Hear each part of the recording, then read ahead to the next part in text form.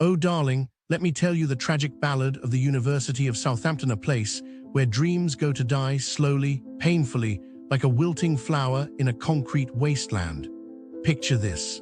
You arrive hopeful, clutching your acceptance letter like a sacred scroll, only to be greeted by chaos. The signs, oh honey, they ray there, but they might as well be written in invisible ink. Tiny, useless little things, dangling like afterthoughts, while construction tears the place apart. You wander lost, a sad little lamb in a maze designed by someone who clearly failed architecture. And parking? A cruel joke. They dangle a big, shiny sign at the end of your suffering, like a villain whispering, "Surprise, you've been played." But let us talk about the real scam, education. Oh, sweet summer child, you think you're paying for knowledge. No, you're paying for a glorified Netflix subscription. £20,000 spoof, gone, for pixelated lectures delivered by some poor PhD student who looks like they haven't slept since 2019. The real professors, ghosts, they vanish faster than my faith in humanity, and when you dare to ask a question, oh ho, prepare to be screamed at like you just kicked a puppy, and the support, darling, it's non-existent.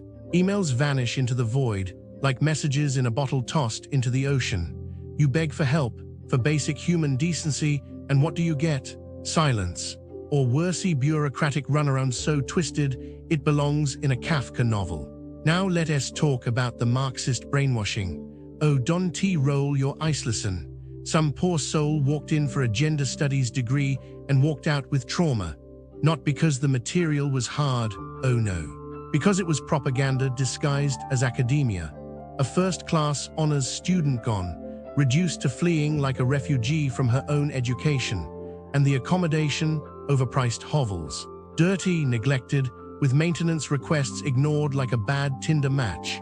You pay £6,000 to live in what feels like a haunted dorm, where the only ghosts are the echoes of students past, whispering, run. But the worst part, the betrayal. This place markets itself as elite, as prestigious, as caring, lies, all of it. The moment you need anything, a parking spot, a shred of compassion, turn colder than a British winter. The Vice-Chancellor. A myth, a shadow, a ghost who delegates your suffering to underlings. So here we are, broken, poorer, wiser, hardly, just another casualty in the great scam that is the University of Southampton. Tell me, dear listener, have you been scammed too? Scream your rage into the void with me. Maybe, just maybe, someone will finally listen. Finally listen. Finally listen. Finally listen. Finally listen. Opening with a soft, reflective tone in the bustling shadow of the University of Southampton, a tapestry of businesses weaves together the fabric of the community. Yet, as we pull back the curtain, we find a scene that might leave a discerning traveler with a furrowed brow. The businesses nearby, it seems, are not without their quirks and quandaries. Westquay, a hub that promises the allure of shopping and dining, often falls short of its glossy brochure. Imagine the scene: a patron expecting a harmonious blend of coffee and muffin is met with a symphony of confusion and overcharging. It's a place where the quest for a birthday pretzel turns into a labyrinthine journey of app downloads and unfulfilled promises, leaving one to ponder the true spirit of generosity. The Ocean Room's beauty salon, a sanctuary that should whisper sweet nothings of relaxation, instead echoes with the murmurs of dissatisfaction. Here, a partner's pampering session sours into a saga of miscommunication and unmet expectations, complete with the parting gift of wet hair on a brisk autumn day. It's enough to make one question the very essence of customer care. Picaramba, a self-proclaimed haven for pie aficionados, serves up slices of disappointment with a side of rushed service. Picture a diner, pie in hand, gazing longingly at the clock, willing the seconds to reverse the hurried exit ushered by an overeager card machine. The question hangs in the air: can a pie really be savored in the shadow of impatience? Woodmill Coffee Kitchen, nestled by the water's edge, presents a facade of tranquility.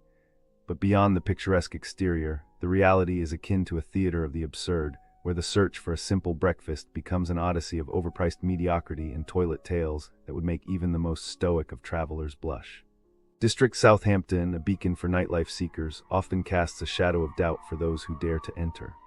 The promise of a memorable evening is marred by the specter of vaping clouds, lost jackets, and the heavy hand of security, leaving one to wonder if the quest for a good time is but a mirage. Harvest Fine Foods Limited, a name that conjures images of bountiful harvests and culinary delight, instead stands shrouded in mystery, with whispers of labored unloading and a jobsworth's reign. It's a place where the simplicity of service seems to be a language lost in translation. And finally, Orange Room Southampton, a venue that should pulse with the rhythm of the night, instead reverberates with the anguish of arbitrary entry rules and the bitter aftertaste of a party unfulfilled. It's a place where the velvet rope seems to separate not just the inside from the outside, but also expectation from reality. Transitioning to a more hopeful tone, yet, in this dance of disappointment, a silver lining emerges. For the savvy traveler, these tales of woe serve as a map of what to avoid, a guide to navigate the unpredictable waters of commerce near the university. It is a reminder that sometimes the best stories are those that teach us what not to seek. In conclusion, travelers to the University of Southampton should tread with cautious optimism. Let these stories be your lantern in the fog, illuminating the path to a more discerning journey. Remember, the heart of a place is not just in its highs, but also in its honest moments of human imperfection. Closing with a warm, inviting tone, so, as you wander the streets near the University of Southampton, do so with an open heart and a keen eye. Embrace the quirks, the misses, and the maybes, for they are the brushstrokes in the grand painting of your adventure. Safe travels, dear wanderers. I am looking into crimes near University of Southampton, and what I found makes me feel even more tired. The shops around the university pretend to be student-friendly, but really they are hunting 2 weak tourists who will never come back. Around the Highfield campus, the tech stalls are like shiny traps. In January, a boy from Turkey wanted a cheap pair of AirPods. The seller, right there inside the West Key pop-up corridor, swiped his card on 2 machines, first the real one for $5, then a hidden clone reader that copied every number. I bet the boy flew home, saw 3,000 gone, tried to call, and got only silence. The stall probably closed the next day, the scammer moved to Brighton with the new cash, and the student union just posted another keep your cards safe graphic. A few streets away, the vintage clothing shops are like costume cupboards full of spiders. Last month, a Canadian girl bought a designer corset. The tag said 40, the card machine said 400. The cashier whispered, "It will reverse tonight, bank error," and printed a blank receipt. I imagine she noticed on the train to London, cried in the hostel, tried to dispute, but the bank said no signed receipt, no refund. The owner probably laughed, restocked the same corset, and is waiting for the next festival crowd. Even the university